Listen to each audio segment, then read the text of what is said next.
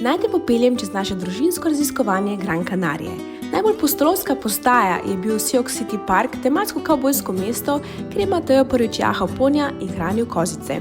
Obiskali smo Palmitos Park, kjer smo uživali v neverjetnem šovu z delfini in pticami.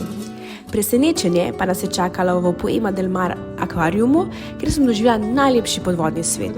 Avantura se ni končala, saj smo se v Dunas de Maspalomas podali na kameli safari skozi peščene sipine.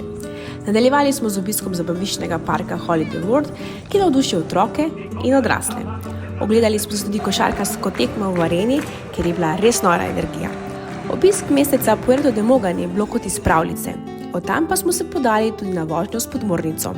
Na plažah smo uživali v soncu, pesku, gradili gradove ter igrali nogomet. Nismo bili sicer tako pogumni, da bi se kopali v morju, ampak raje v hotelskem bazenu. No, jaz pa sem najbolj uživala ob dobri morski paeli in sangriji.